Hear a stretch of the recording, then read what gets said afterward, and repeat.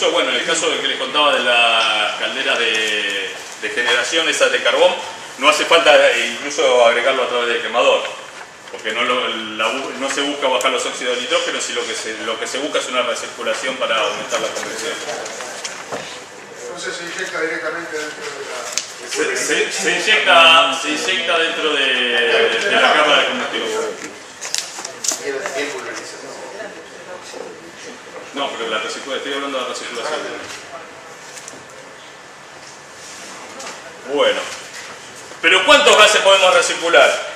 ¿Cuántos gases habitualmente se recirculan? ¿Se recirculan todos?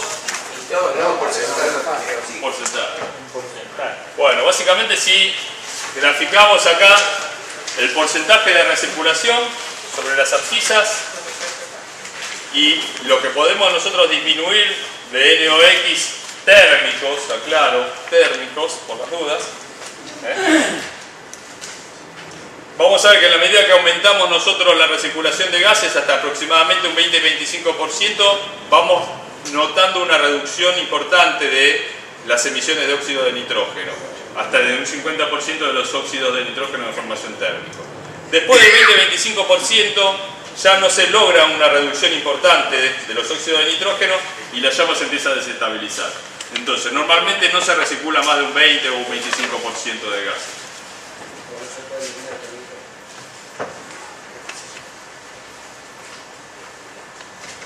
Ahí mencionó térmico. Sí. Térmico. Sí. ¿Qué significa? Ese 20-25% es la proporción de los gases de combustión o es la relación entre los gases de combustión y el aire frigorífico. ¿Cómo es la pregunta? No escuché. Ese 20-25% es el porcentaje de recuperación de los gases de combustión o es la relación entre los gases de combustión que se recuperan y el aire frigorífico. No, es el porcentaje de gases de combustión. Lo demás se ventea. De acá sale un 100% de gases de combustión, de acá, y el 25% lo estamos volviendo a meter. Claro, con más de eso se estabiliza la llama. Y no vamos a lograr una mejora en la reducción de óxido de nitrógeno. Y la otra pregunta era... Lo más sobre el 30%. Si nosotros vemos una gráfica de los NOx que se producen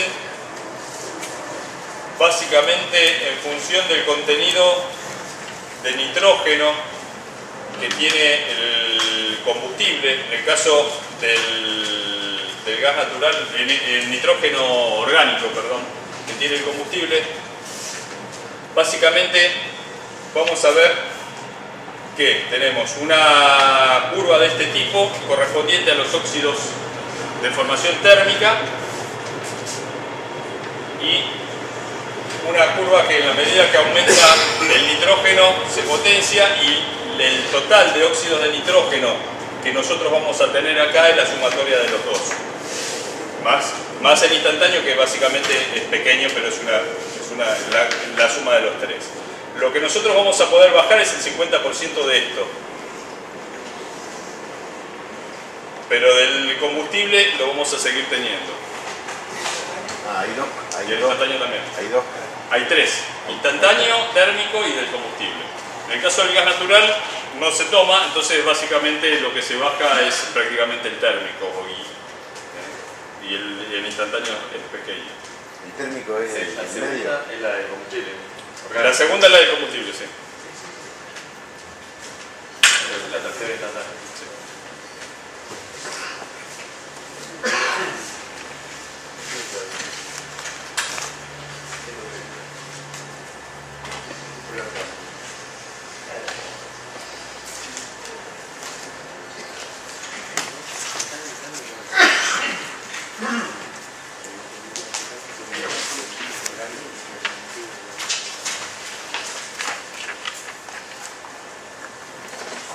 ¿Seguimos?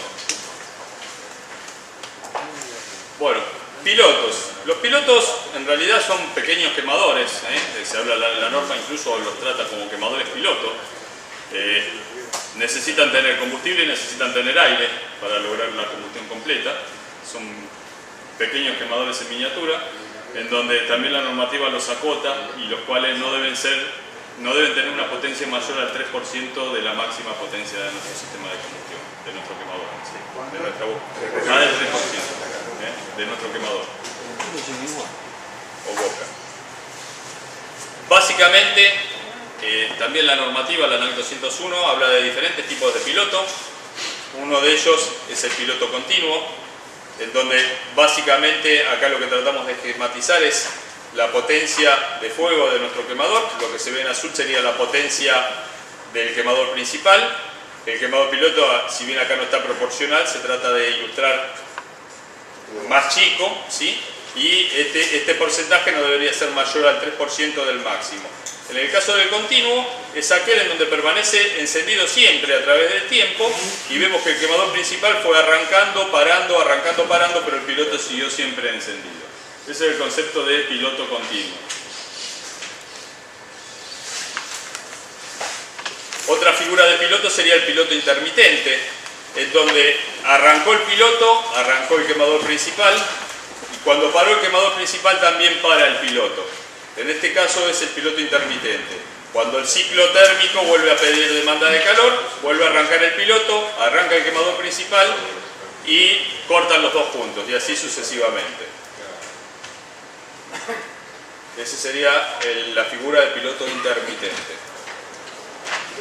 Y el piloto interrumpido, que es la tercera figura que aparece, arranca el piloto, enciende el quemador principal, hay un cruce pequeño de tiempo que está acotado, y después de ese cruce de encendido, corta el piloto y sigue el quemador principal.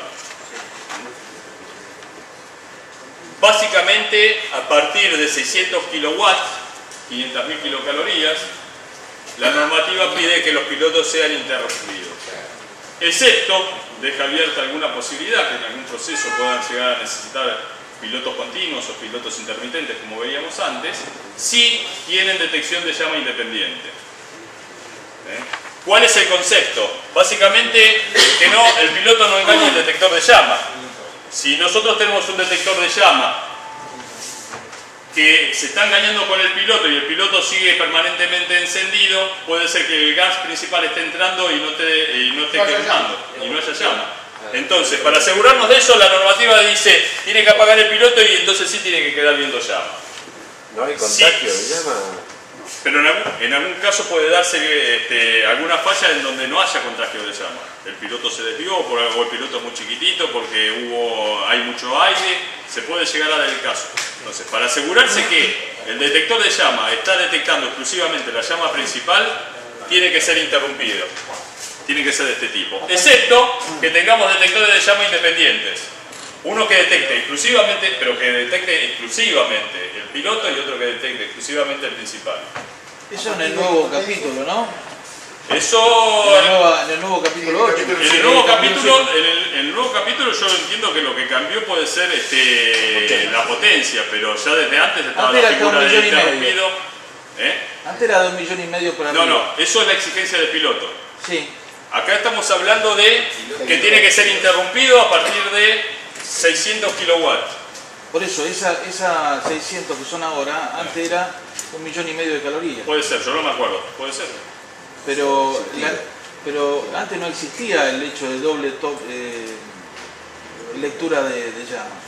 Piloto y antes no existía, pero ahora hay procesos que lo necesitan. O sea, yo creo que una de las cosas que se buscó con la nueva norma, o con la revisión de la norma, es tratar de ir salvando problemas que se encontraban en donde procesos necesitaban tener determinadas condiciones y la norma no lo permitía, o salvar grises que había que no se entendían demasiado bien. Igualmente sigue habiendo grises y lo va a seguir habiendo siempre, pero lo que se trató de hacer es ir puliendo ese tipo de cosas. Entonces dijo, bueno, si en algún proceso necesitamos tener un piloto continuo, por seguridad tendría que tener un detector de llama que detecte exclusivamente el piloto y otro que detecte la llama principal.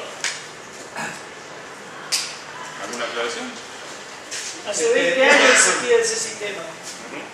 Hace 20 años ya existía ese sistema de doble vigía. Sí, pero el tema que existir existen. Ahora la norma lo pide. Claro. Desde el punto de vista de seguridad, ¿cuál es la diferencia entre los dos primeros pilotos, el interrumpido y el intermitente? De seguridad. Sí. Por ejemplo, tener un piloto permanente dentro de la cámara de combustión, Sí. si de repente las válvulas principales cortan por falta de necesidad de servicio, cuando se va a reponer nuevamente esas válvulas, van a encontrar el piloto encendido. Es cierto. Y la viceversa sería que cada vez que se va a hacer el proceso de combustión se vuelva a reiniciar el ciclo. Podemos polemizar todo el día con eso. En realidad no ¿Cuál es hay. la diferencia? Va a haber gente que va a decir que es mejor tener un piloto continuo y gente que va a decir que no. Son criterios, la norma lo toma así. Yo no quiero entrar en grandes polémicas, pero Y el apagado del piloto, yo no lo veo, le veo una relación con lo económico, qué sé yo. normalmente si tenemos un piloto tenemos que asegurarnos también que haya una entrada de aire para que la combustión de ese piloto sea segura también. Entonces muchas veces esa entrada de aire, sobre todo en calderas presurizadas, tiene que darse a través de un ventilador o en sistemas térmicos presurizados. Entonces por ahí cuando está parado el sistema térmico y que quede nada más que el piloto y tener el ventilador permanentemente enfriando tampoco es aconsejable. No sé, se puede polemizar bastante, pero Bueno, entonces la norma dice eso y creo que ya han discutido bastante en ese momento. Claro. Donde no hay electricidad, Bueno, en donde no hay electricidad está aceptado de que no haya ventiladores, porque no lo pueden mover con ventilador, pero Tiene que haber un tipo donde no hay electricidad permiten otro tipo de piloto, pero el piloto continuo permiten y es generalmente con termocupla. ¿Podrían mostrar el gráfico del piloto? El intermitente es este. Básicamente apaga junto con el quemador principal. Arranca, después de unos segundos se arranca el quemador principal y cuando apaga el quemador principal apagan los dos. Un problema a veces, la capacidad del piloto es tal, en una caldera por ejemplo, si está apagado el quemador, pero el piloto está prendido, lo mismo comienza a subirle la presión a la caldera. Entonces, en un caso así es necesario apagar. Lo que pasa es que el 3% se considera la pérdida de la cartera. Sí, pero muchas veces la pérdida no pasa del 0,5 o el 1%. Entonces, uno está metiendo más energía. Cuando el quemador vuelve a arrancar, el piloto arranca un poquito antes. El piloto siempre arranca un poco antes, tiene que arrancar de acuerdo a la norma. El piloto tiene que arrancar un poquito antes. Ya después vamos a ver en el capítulo 17, en la unidad 17 vamos a ver lo que son los CDL y vamos a ver cómo es el tema de cuándo se tiene que arrancar el piloto.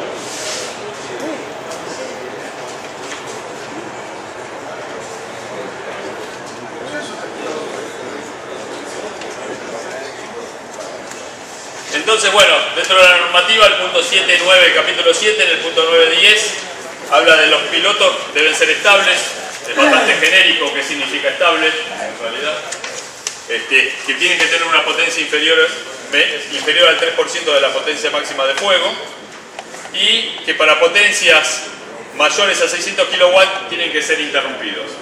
¿Cuántas calorías serían? 500.000 kilocalorías. Como dije, con la excepción cuando hay detectores independientes. A su vez, la normativa introdujo algún cambio en donde permite que haya quemadores que no tengan un piloto siempre y cuando la potencia del sistema de combustión sea inferior a 1.800.000 kW, que son 1,5 millones de Sí, kilocalorías. eso aumentó ahora, antes era hasta 50. Ahora aumentó. Eso se contradice porque por un lado aumenta la potencia para poner piloto, puede ser sin piloto, y por otro lado achican los interrumpidos. No se entiende. Así